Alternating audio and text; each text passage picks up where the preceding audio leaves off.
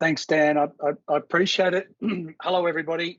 Good to see some familiar faces, and hello to those new faces who I haven't had the pleasure of meeting. Very briefly, yes, I played football a long time ago, had a reasonably successful career. During that time, lived with, and not particularly well, a range of different significant mental health conditions. So I have a personal journey, lived experience with some of these challenges: anxiety, depression, obsessive compulsive disorder. And I have made a conscious decision to invest my time into trying to support and help other people to stay healthy and prevent them from going through any or some of the challenges that I've gone through. It's something that I'm incredibly passionate about. And if I'm being really honest with all of you, I'd rather be known for the work I do today than known for the things I've done previously as an athlete. I'm grateful for my career, but the work that I do now is incredibly satisfying. It's challenging sometimes, but unbelievably rewarding, knowing that the work that we continue to do is having such a positive impact on a lot of people that we're engaging with over that time.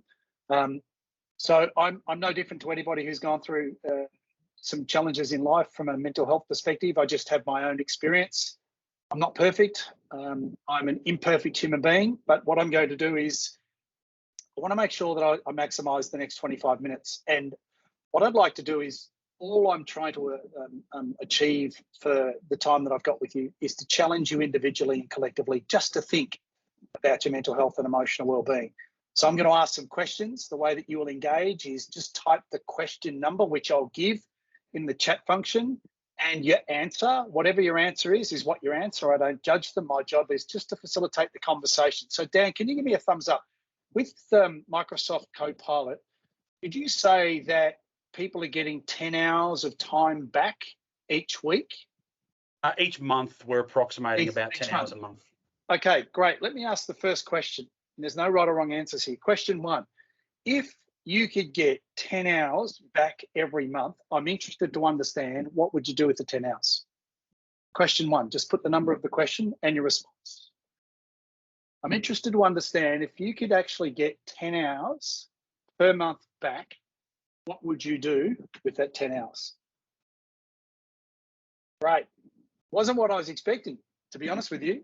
What I was expecting, incorrectly, was that people would put more work focus to do more things from a professional perspective.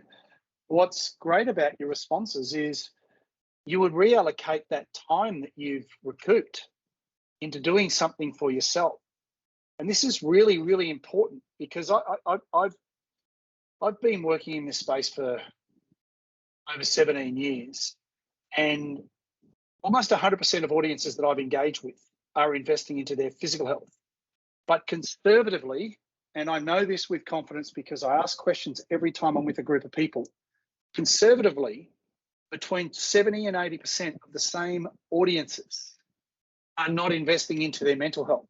So one of the things that I want to challenge those of you who perhaps haven't started your wellbeing journey, it's not about what we haven't or have done in the past. It's really about, can I give you some things to walk away from this discussion that allow you to just to reflect and think about what you could be doing.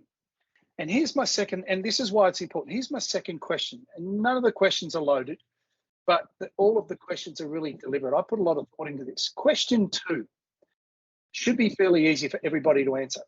Who is the most important relationship you will ever have with? Question two.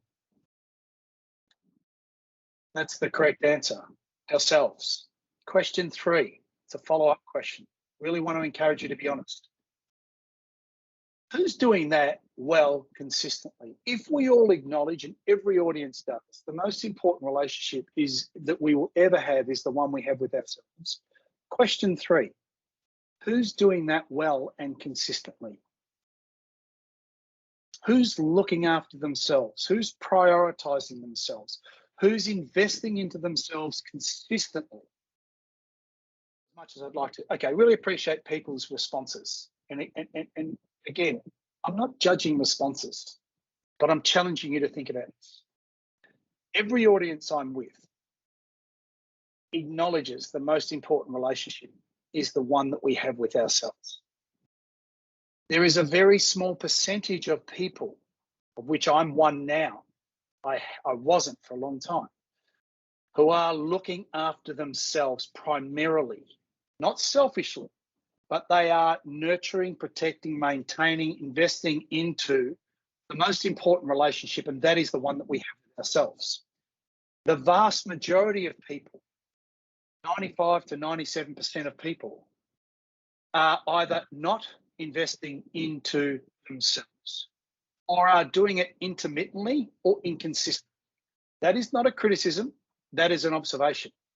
But here's the thing that I want to challenge you all to think about, for those of you who that aren't doing it regularly or haven't even thought about doing it. Who finds it difficult to put themselves first? Question 4, who finds it difficult? Who worries that it's selfish, or who worries about people thinking that it could be selfish if we start to look after ourselves? Question 4. Thank you, Harriet. I'm going to assume that most of us, if not all of us, are worried about what people will think if we make a decision to prioritize ourselves.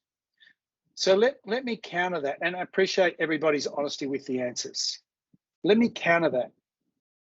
How is it selfish if you were to reallocate the 10 hours that you could possibly get back every month by utilizing the capability of Microsoft Copilot and invest some of that 10 hours into yourself? Because by prioritizing yourself, making time for yourself, structuring that into your weekly, monthly, yearly life, how is that selfish when that investment helps you become healthier, happier, more effective, more efficient, develop greater bandwidth and capacity to be there for all of the other important people and relationships you have in your life, personally and professionally? How is that selfish? It's actually an oxymoron. It's a contradiction. But most of us, myself included, are scared or worried about making a conscious decision to look after ourselves because we think it's selfish, or we worry that other people will think that we're selfish by doing that. It's not true. It's a baseless assumption. And the reason I say that is, from a personal perspective, professional perspective, I look after myself, number one, because when I'm looking after myself, I can support my partner, my children, be there for my dad, the important personal relationships.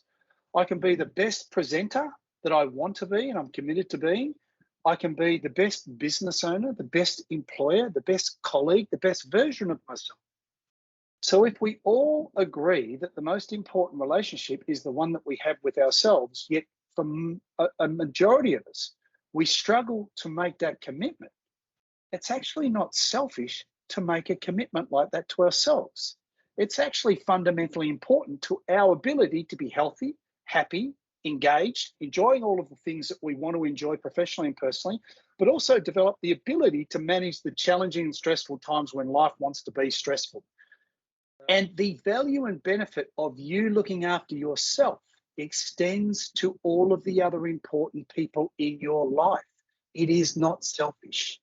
It is critically important to us individually, but it is equally important to everybody that is important to us in our lives, that we're looking after ourselves.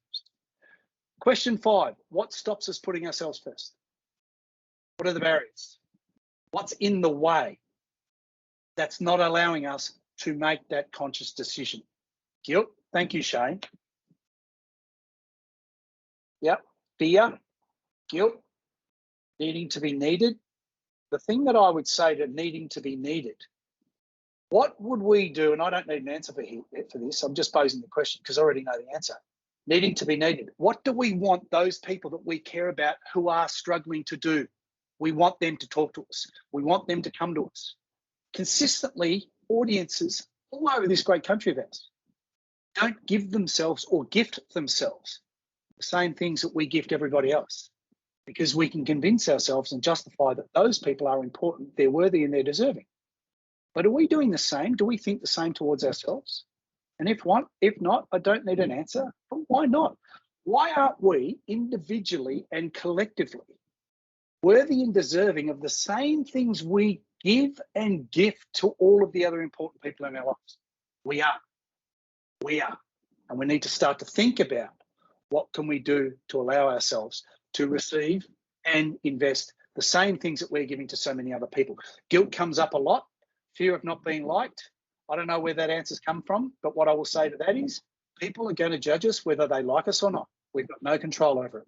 And if people want to judge you differently, negatively, be critical, not accepting, because you make a decision to look after you, you've always got the choice of whether you accept that and maintain that relationship, or you don't accept it and you move in a different direction. Now, I'm not telling you what to do, but we ultimately have the choice.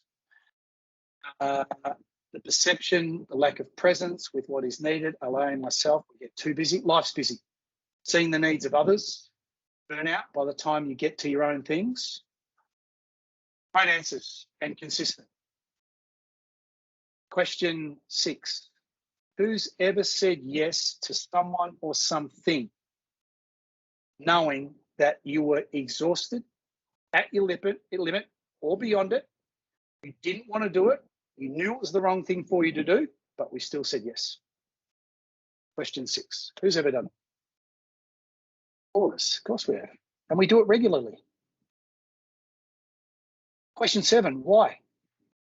Why do we overextend ourselves knowing within ourselves that we're buggered, we're exhausted, we're tired, we're stressed. We don't have the bandwidth or capacity to say yes, but we do. Why? Fear of missing out, yep. Expectation. Trying to meet the needs of other people, guilt again, yep. Don't want to let other people down. And they're all appropriate answers, need to please. We're indoctrinated. That is a really, really appropriate response. Indoctrinated. We're all being conditioned. We've all been conditioned. And the reality is that we're probably conditioning people around us, not in a negative way. I don't mean that. I'm not being critical. But if we don't start to consciously think about what we're doing for ourselves, what we're saying to ourselves, what we're doing for the people that we care about, what we're saying to people that we care about, including our children, we run the risk of conditioning our kids in the same way we've been conditioned. So the thing that I want to say to the question 7, we're willing to sacrifice, compromise, and bury ourselves for other people and other things. That's not sustainable. It's not a sustainable business model.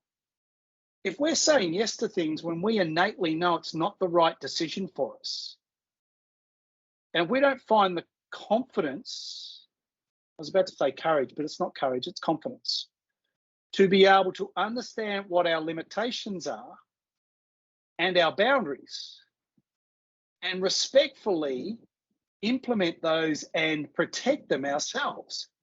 How do we expect other people to respect our boundaries? How do we expect people to know where our boundaries are, our limits are? They won't.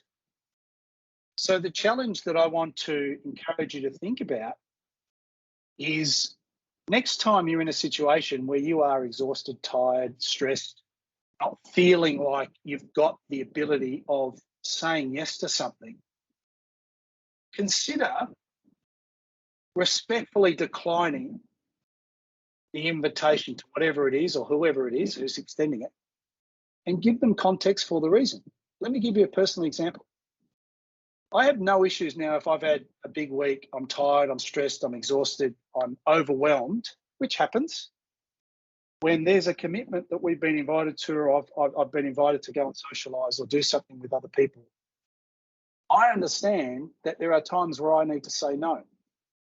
I'm going to use Dan as an example. Dan, you don't have to do anything, but let's say Dan's invited me to catch up with the boys on the weekend, have a couple of beers. I've said yes because earlier in the week, it's good, everything's okay.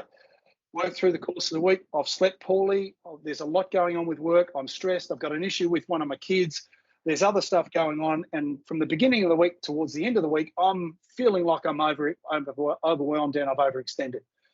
I will ring Dan up and say, hey mate, I'm not going to be able to make this weekend as much as I want to. I just need you to understand it's been a really shitty week. I don't need to go and socialise because I need to start to slow down, need to tap the brakes. I need to get some sleep. I need to have a weekend off the alcohol. It's not personal. but I've just got to do this for myself. Now, what I've consistently seen when I've done that with people, I'm saying no, but I'm giving a context. What has invariably happened when I've protected my own boundaries and done things that I need to look after myself, two things tend to get said in the conversation. Thanks for letting me know. And how can I help? And we'll catch up when you're ready.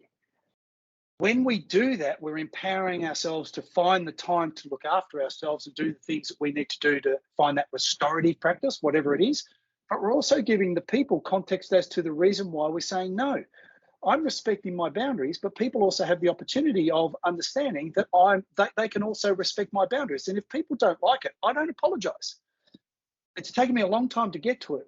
But if I'm feeling anxious and I'm feeling stressed, or I feel really like I want to hibernate and get away from people, I will tell people what I'm feeling, where I'm at, so they have context and I can focus on what I need to be able to focus on to recover, recalibrate, and I don't apologize for that.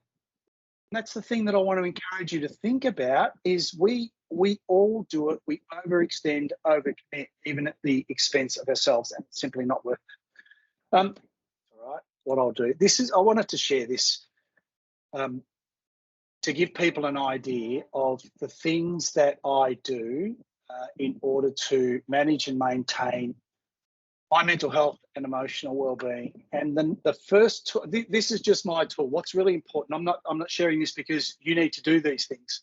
I'm sharing it to give you an idea of the things that I do within a 24-hour period religiously in order to maintain, invest, protect, nurture, and look after my mental health and emotional well-being. Why do I do that? Because I don't want to get sick again. I can't guarantee you that my mental health conditions won't come back. But what I can say confidently, that I make decisions every 24 hours in order to, sorry, I'm just looking for my slide, to look after my mental health and emotional well-being. I know that if I don't do these things consistently, it will impact my mental health. If it's impacting my mental health, that's impacting my relationships and that's impacting my ability to do the work that I do professionally. So number one is time. I find the time, I make the time, I'm disciplined with the time, and I don't apologize. What does that mean? Morning routines. I live in Brisbane, for those who don't know. I'm awake at 5 o'clock every morning during the week, and most weekends I get up, make coffee, and then I'll read. And that's something that I do for myself, because you'll see one of the tools down on the bottom row that reading is something that I do because it brings me great joy and I love learning. So I wake up every morning, make coffee, 5 o'clock, read to 5:30, and then I go about getting myself set up. And that's just a really not for the day. And that's my daily routine that allows me to move into the day confidently and calmly, because I've structured in 30 minutes every morning to have a coffee and read, because it gives me joy. I enjoy doing it. So I don't jump straight into my day. I'll always do something to set my day up. Sleep. Question 8. Who'd like more sleep? Who'd like better quality sleep? Question 8. Who's not getting enough sleep? While you put your answers in, question 8, I prioritize sleep. What does that mean? If I've got a big day, big week, if I've had a big day, it's not uncommon for me to go to bed at 8 o'clock, 8:30, even earlier sometimes. I prioritize sleep because I know I need between 7 and 8 hours of consistent sleep to have the energy and the bandwidth to do the things that I need to do in the following day. And the other reason I prioritize sleep is if I don't get good sleep over a 2 to 3 week period, I'm increasing the probability of inviting anxiety, depression, obsessive compulsive disorder back into my life. Sleep is the single greatest thing we can do for our overall health, physical, mental, and emotional. So in the next week, just give yourself permission, and this might be hard for people with kids and those type of things, but if you're parenting kids with your partner, just see if you can have a conversation. I want 2 nights this week where I'm actually going to bed earlier. I don't sleep with the phone in my bedroom. I don't have any technology in the bedroom. So if we want to go to bed and we want to prioritize sleep, get off your phone an hour before you go to bed, and just notice the impact that has on your state of mind, your energy levels. If you can find a couple of days in the next week, that allows you to get to bed earlier and notice your ability to do the things that you would normally do over the course of the following day. Rest.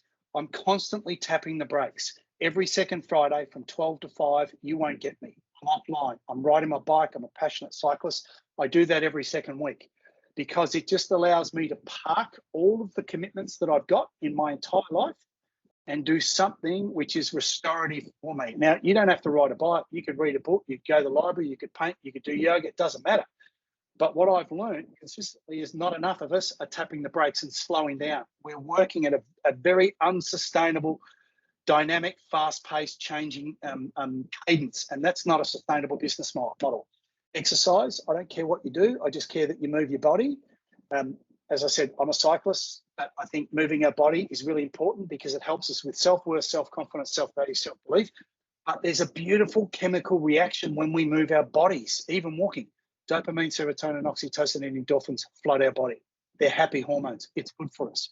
Nutrition, I eat well and I drink well, especially during the course of the week. I love a red wine. I like a cold beer. Like Dan, I can smash a large packet of salt and vinegar chips mixed with another large packet of cheese and onion chips, or red chili pepper, red rock chips at the moment, Dan, and I put them all in together on a weekend and I absolutely smash it. But on the whole, I'm conscious about what I'm eating. If I eat well and I drink better, I'll feel better. Eat poorly, drink poorly, I'll feel poorly. So I'm just consciously thinking about the choices they make with regards to nutrition, feelings and emotions.